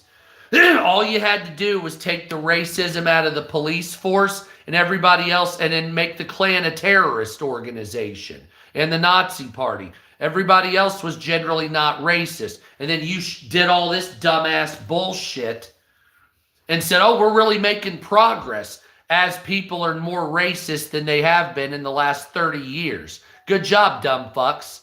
You're pushing, you're telling every white person that they were racist has now pushed the young generation to being racist. Because they don't see a way, because even if they try to be nice and they try to join and try to identify, you won't accept them. So they're like, fuck you. Well, no, see, we told you were racist. No, they weren't racist. But you being racist to them caused them to be racist, dumb fuck. Well, wait, you mean because I was mean to somebody because they were white, they became racist against me? Yes, that's correct. Yes, that's correct. It's not difficult. Well, why? Because they're doing to you what you do to them. But you say it's not you say what you do is not a problem, but what they do is. So you dismiss your own evil in order to fucking attack evil that does not want to be. Because they never were. You made them racist with your racism. Stop doing that. That's stupid.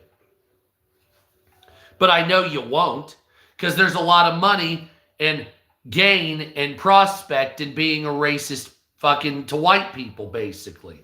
Well, they can't be racist. Yes, they can. And if you say they can't, you're retarded. I don't know what to tell you. Not much to say about that. What's up, Allie? How you doing? Not much to say about that. If you believe that a person of color cannot be racist, you're retarded. There's stop, full stop, period, dot, space, tab for indenture, start new paragraph. Because it's so. What's up, Allie? Hell yeah. I'm glad, Allie, Dan, I'm glad all you people are here. I like it. You people? What do you mean by that? Anyway, so that's what's going on. Iran declares recreational sites as targets. And Iran considers a toll and taxes to go through the Straits of Hormuz. And the wife of Mayor Zohran Mamdani celebrated a terrorist hijacker on social media. What a wonderful pile of shit she is. She also said the N-word, but that's when she was 15. I know that's when you're 15. It's like whatever. But when you're 37 or 27 and you're talking praise for a terrorist, that's a little different. South Carolina poll shows that Lindsey Graham might be in trouble to challenger Mark Lynch as he surges. I hope Lindsey Graham goes away. Mr. Israel, nobody likes him. Lindsey Graham's a piece of shit. So Lindsey Graham was a very hard Trump supporter. Then when Trump left office, he expressed in front of all of the Senate that he never supported Trump, even though he was up his ass. And then when Trump ran again, he's a water player. Whatever, if it's cold, he jumps out, and if it's warm, he hops in. He's a fucking piece of shit. What? Democrats vote against deporting migrants who harmed animals. Surprise. Chuck Norris died. He's 86. Like I said earlier, Chuck Norris didn't actually die. Chuck Norris killed death and just took his job over. Chuck Norris didn't die. He was called by God to run security at the gates of heaven. And what was the other one? Chuck Norris. Well, there's a couple out there. Anyway. Oh, Chuck Norris didn't die. He just finished life. Because Chuck Norris doesn't die, huh? Chuck Norris is the only man that arm wrestled God and won. Therefore, he was able to leave Earth without actually dying. Something like that. There's all the pieces are there. Let's see. Berlin law mandating 40% of judges have migrant backgrounds. So Berlin is creating a law saying that 40% of judges must be migrants or have migrant backgrounds. That country is fucking stupid. ABC cancels The Bachelorette. We talked about that yesterday after video footage came out of the woman that's the Bachelorette beating the shit out of her boyfriend at the time. Throwing metal bar stools at her boyfriend, hitting her daughter with a metal bar stool. She is now being investigated by some group of fuckbags out there. And that's basically the news. So, what do you want to do? Smoke them if you got them. I kind of want to smoke another joint and show you a couple of things out there. And then get off here because my wife is hot. Nothing? She doesn't love me anymore. Nah, she doesn't love me anymore. Why? All right, so let's turn this around so I can show you what's going on in the world today. Something. God damn, you have a nice butt. I don't want anybody seeing your ass. All right, so see what we got here. This is as low as the tripod will go. Actually, no, it'll go a little lower. Hold on a second, ladies and gentlemen. Do you think people that say folks suck? My mother doesn't like people that say the word folks. Oh, this is like office.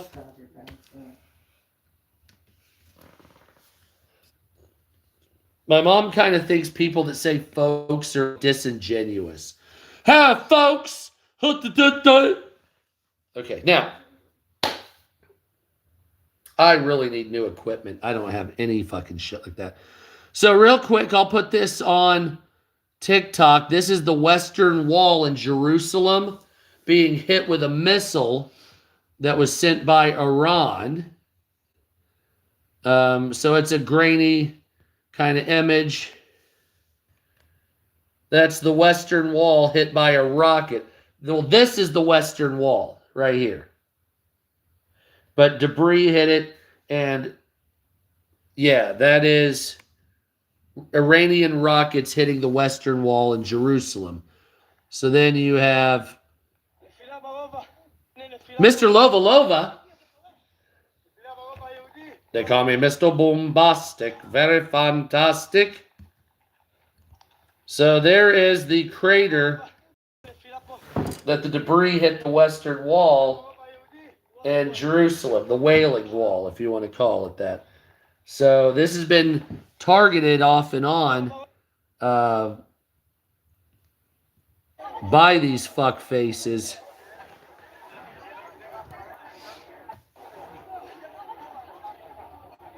They're going to smoke.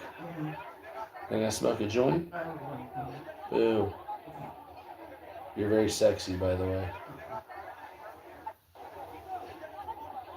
So that's Jerusalem right now.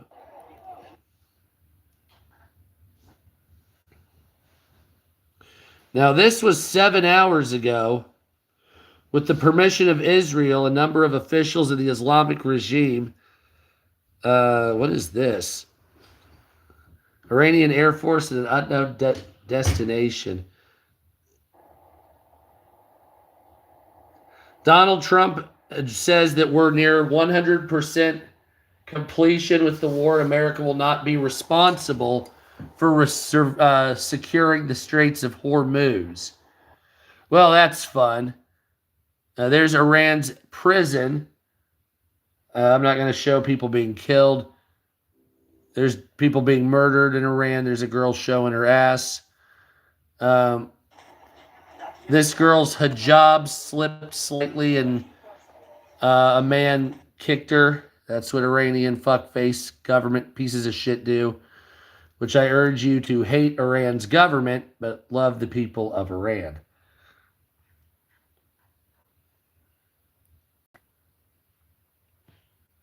So, let's see what we got here. I will say, 30-day sale of Iran oil to tame prices.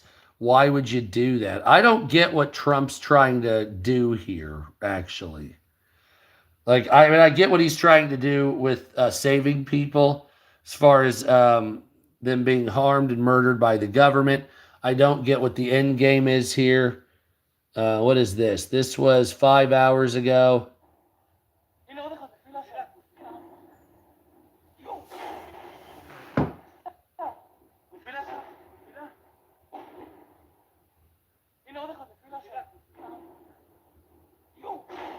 Sup, America. But yes, thank you guys for being here. I do not go on TikTok because fuck them. And you can't show this stuff. So this right here, this was in, I think, either Bahrain or Dubai. And this was a hotel. No, this was an apartment complex that was hit. And so you can see this from an Iranian drone, like 3 or 4 days ago, something like that, maybe longer. That was a week ago. Then you have suspicious passenger plane movement out of Tehran. So you have Iranian government officials fleeing the country, it looks like.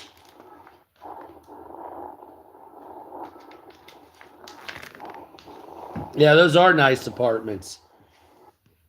Now, this was on the 18th. Now, this is still old footage of American bombing and Israeli bombing. I think from the first or second day of the war. Don't quote me on that. And of course, here's where the people were putting cars on fire. That footage has all been seen, obviously, quite a bit. This says Tel Aviv, but I know it's not. All right, because there's a lot of AI bullshit out there. That's a guy right here. This wrestler was hung in Iran. So they're executing people.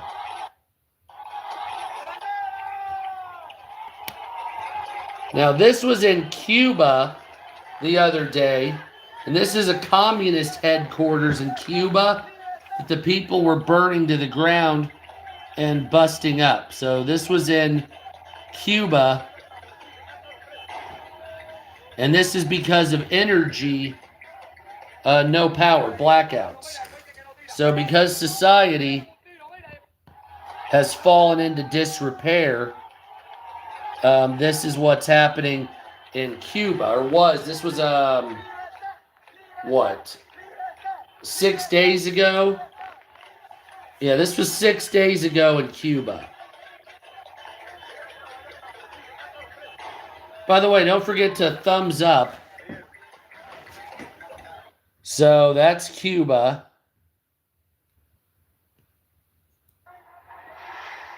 Woman records her own death.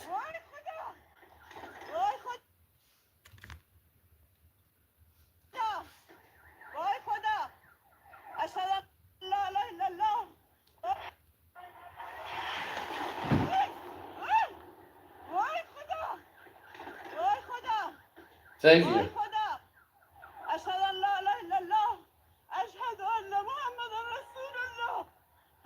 Oh, there's a dead. Yeah, that person died.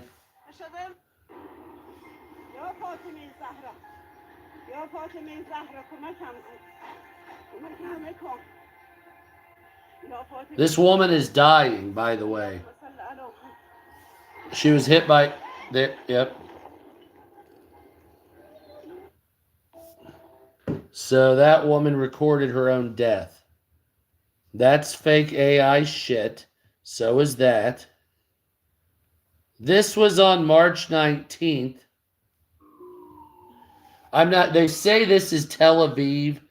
I don't know if that was Tel Aviv or if that was Iran.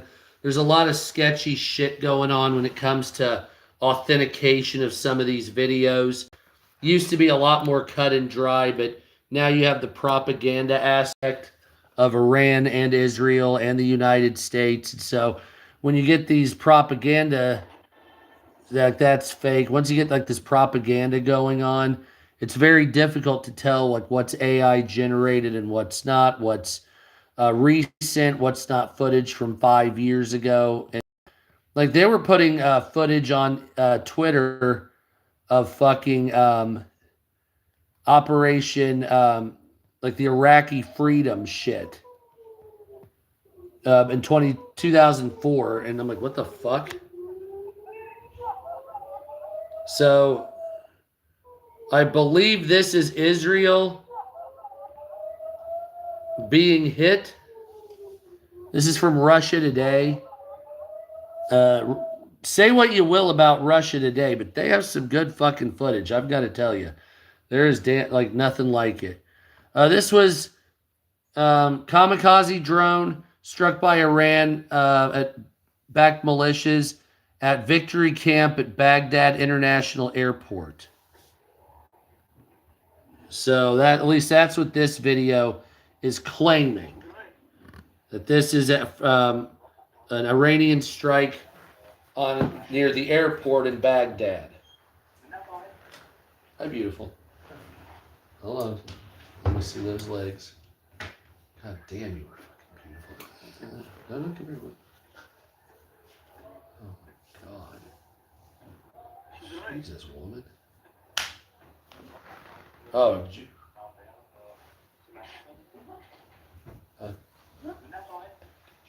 Okay, I'm just making. Oh my God, I love you. Okay, so and that's just an image of it. So that's where we're at. Baghdad is under attack, or was. Speaker, Iran rejects temporary ceasefire with blowing shit up. That's fantastic. What do we have here? USS Ford is now leaving combat after a major fire broke out. I heard about something, but it wasn't that major. Time protecting the Strait of. Why is the United States having a hard time protecting the Strait of Hormuz? At first glance, the answer seems simple. The U.S. Navy maintains one of the most powerful fleets in the world, but the geography of this narrow waterway changes the equation. The Strait of Hormuz is only about 21 miles wide at its narrowest point, with just 2 shipping lanes, each roughly 2 miles across. Yet nearly 20% of the world's oil supply moves through this corridor every day. That means even small disruptions can have global economic consequences. Iran has spent decades preparing for exactly this scenario. Instead of relying on large warships, it built a strategy around asymmetric warfare, fast attack boats, coastal anti-ship missiles, naval mines, and armed drones. Intelligence estimates suggest Iran possesses thousands of naval mines and dozens of mobile missile batteries positioned along the coastline and nearby islands. During periods of tension, Iranian forces have repeatedly conducted swarm exercises, launching dozens of small boats simultaneously. At the same time, shore-based missile systems can target vessels moving through the narrow shipping lanes.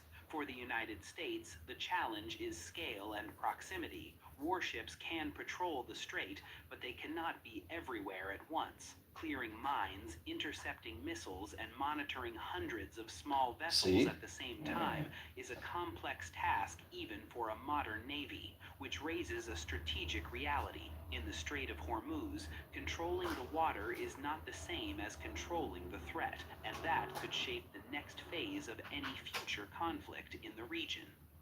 Well, there you go. So that's basically what we're doing here. Strait to Hormuz. You got it open. What the fuck is that? Oh, there you go. B-52 landing. Hell yeah, Ghost.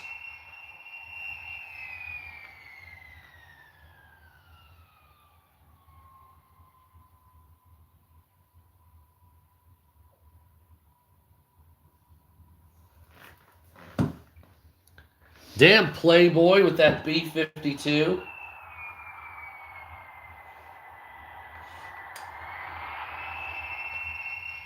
There you go.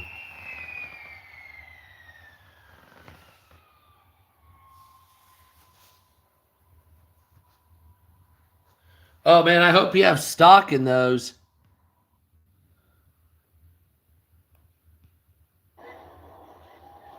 Now, this is somebody saying it's Israel's nuclear reactor, but I don't believe that.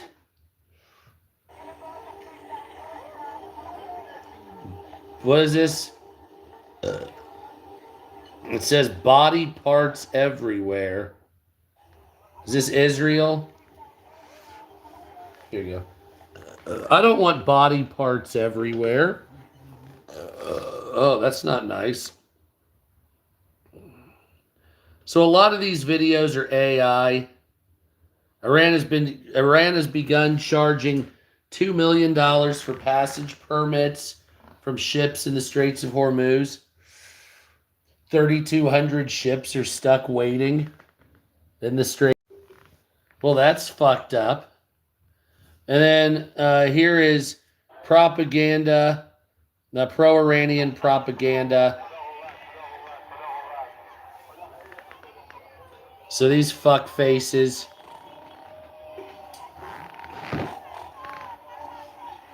Khomeini sucked. Soleimani was a murderer. Here you go. And I've also noticed that there have been a lot of pro-Iranian protests in Iran that are actually AI protests. It's quite funny, actually. Satellite images show up to 24 Why is the A-10 Warthog getting ready to fight Iran? Satellite images show up to 24 Warthogs parked at an airbase in Jordan. Hell yeah. Is nearly retired. So A-10s. War zone. The answer lies in how Iran fights.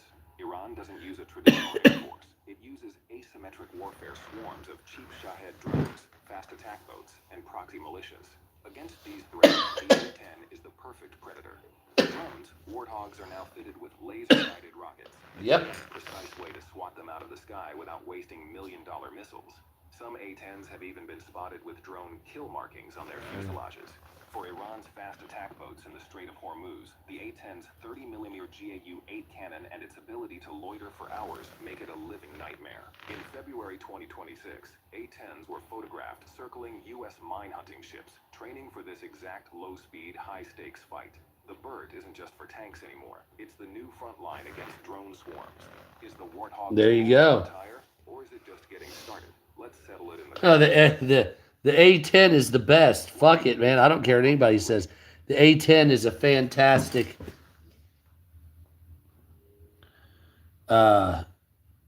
weapon. What is this? That's not real, though, is it? Yeah, that's from CapCut. That's not. This isn't real.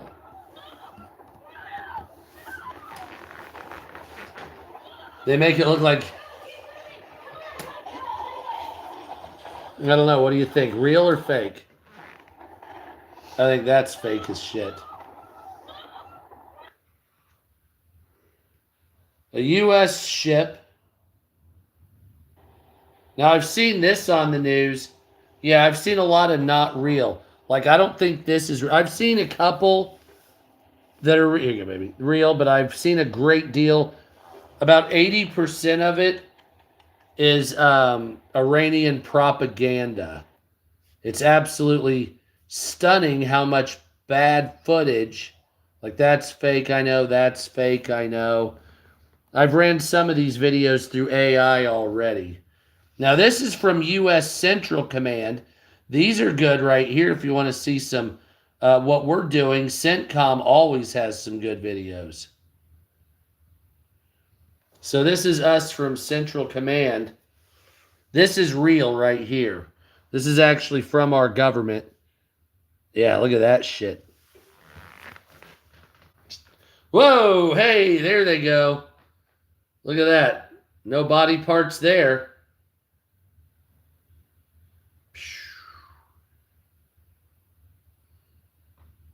Ooh.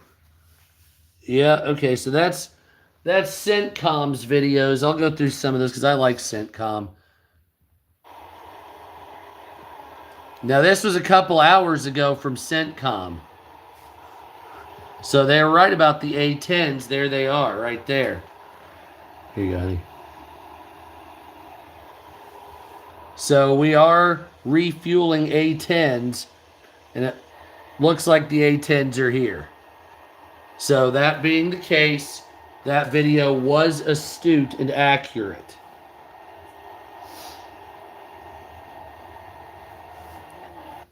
So there's that. We also have this CENTCOM footage. It looks like, well, let me go back. What is that? Is that a radar post or are those pillboxes? I can't tell. Well, they're getting blown up, whatever they are. So, very nice. And this is our people at work. This is what we're doing. This is it. So this is the realities on the ground. Don't forget to subscribe. Yep, there goes a tunnel entrance. That got blown up. I'm dumb. And we have... Oh, that's the same footage. I hate that they call it unclassified. I know there's a difference between unclassified and declassified, but you know what I'm saying? So there's a boat. Well, there was a boat. Now it's a black cinder, whatever that is. That's gone here. Yeah, let's get back into. Let's check out. There it goes. Pow. There's that. You get to go bye-bye. And your buddy. There you go. Fuck yourself. And there goes... Oh, look at that port. It's on fire. That's violent. And... Oh, there goes another boat. A little fast attack boat. Bow. Fuck you, asshole. Okay, so... We've got trucks and missile launchers being taken out right there. Another missile truck. Yep, see ya. And up there it goes. There it goes. That was a missile. There's a drone. Poof. Fuck you. Comms truck. It's now dead. Jesus. Well, that's your tax dollars at work right there. Let's try this drone again. Yep. What is this? Hold on, we got... There you go. I have a feeling that won't be working, nor will that. Oh, not that either.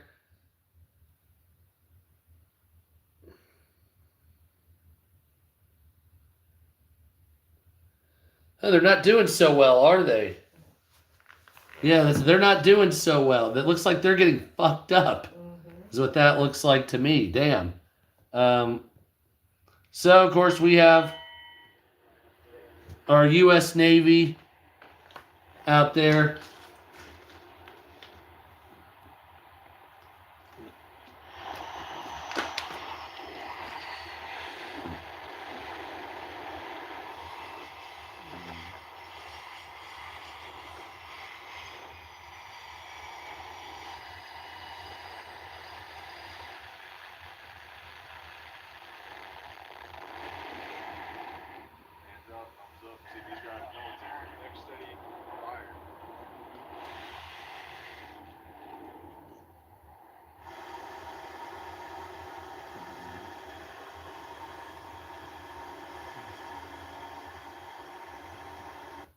Well, that's what we're doing. So we are fucking some shit up right now. So very good. There is... What the fuck was that?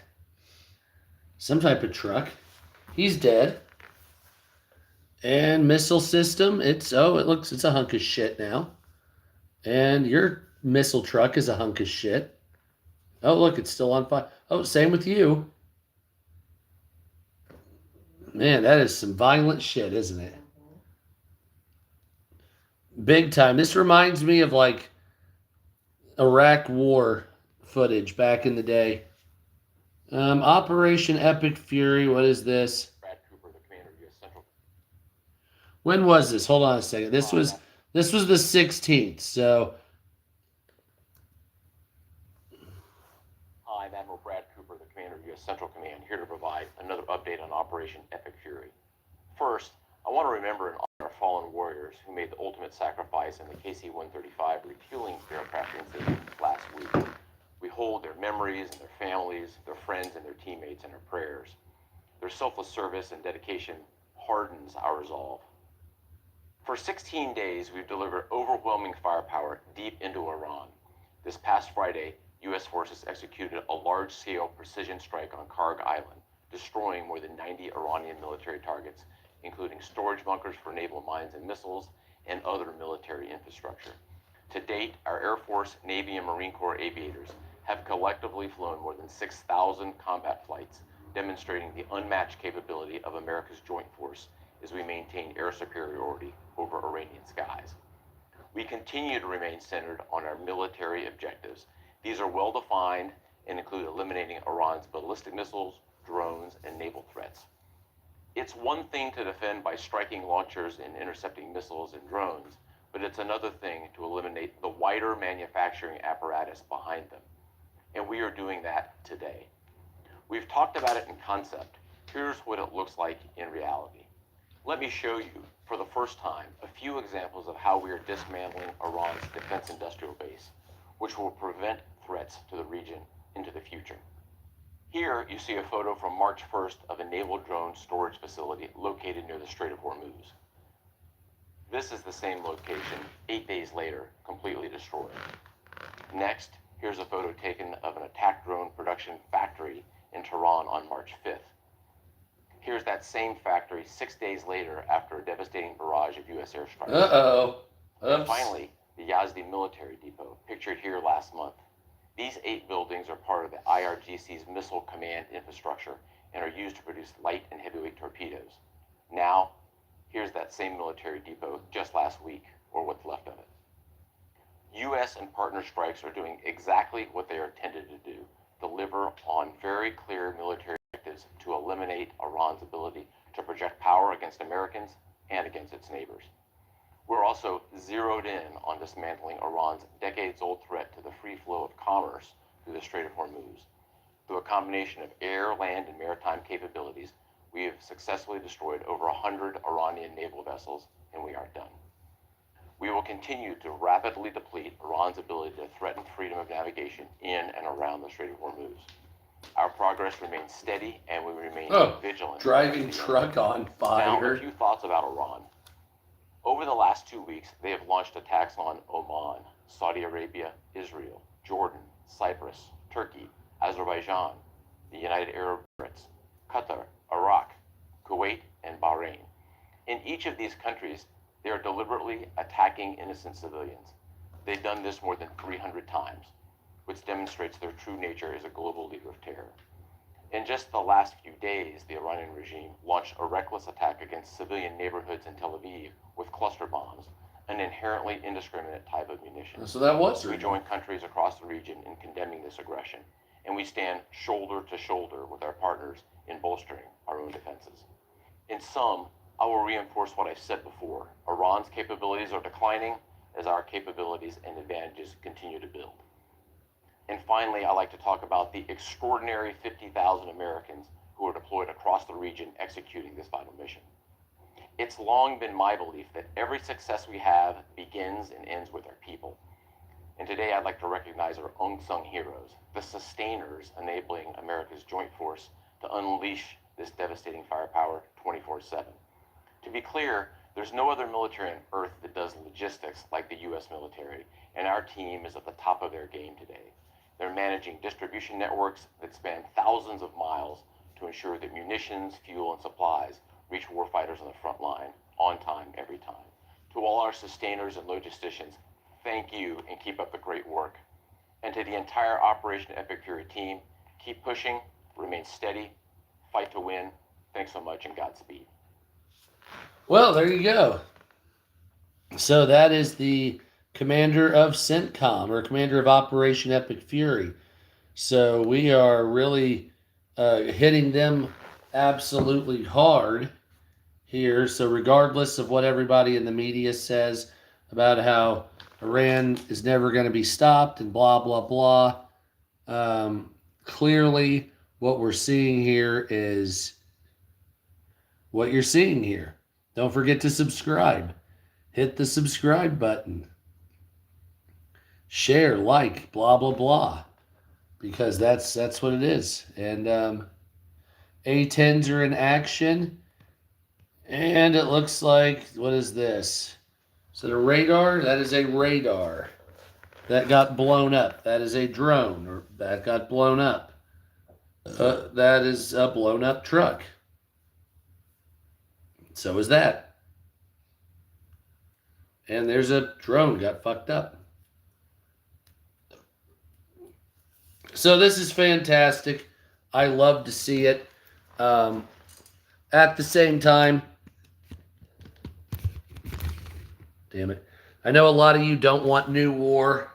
Who would really want war? Nobody really wants to deal with fucking war and all that other dumbass horse shit. But if the Iranian government is going to try to kill all of us, or wants not, I don't even care if they say death to America. You don't have to like America, but the innocent people of the world don't do anything.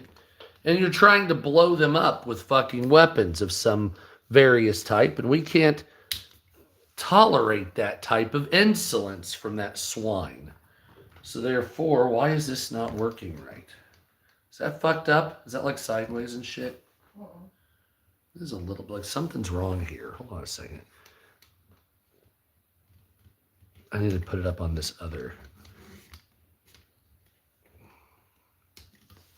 I don't know. It looks like it's standing with its leg out. Like, hey there, sailor. You know what I'm saying? I don't know how to describe. It's like kind of like, hey there. Anyway, so that's what's going on here in the world. Yeah. What do you make of it? That I don't know what to say. Thoughts, opinions, any other news or requests that you have?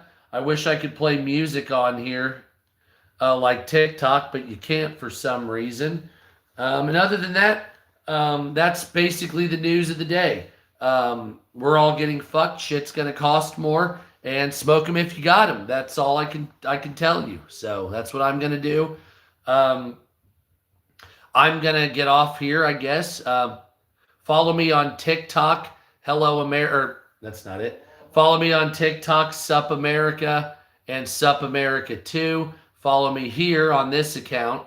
Also, follow my gaming channel, which I need to get into, WuTai1 Nostalgia. WuTaii1 Nostalgia. WuTai1 Nostalgia. It's got 260,000 subscribers and going down because I don't put any content on it because it's not monetized. But one of these days I should. And I deleted all the old content because, well, fuck it. So we're starting anew. Don't know what to do. I do have a Minecraft world. Hey, what's up, bro? But who's going to watch that? It's 2026, right? They want Mr. Beast and other, I don't even know what now at this point. I have a feeling YouTube has lost its identity. It's a crisis. So anyway, don't forget to subscribe, share, like, hit the notification button. If you have any money, there's Cash App and Venmo. Or if you have any gifts in the next 28 seconds, gift them if you got them. At least subscribe because, well, why not? Subscribing's free and fuck it. Fuck themselves, right? That's basically the news. So don't forget to subscribe, share, like, hit the notification button. If you don't like me, block me. And go fuck yourself. See you later. Suck a dick, dumb shit.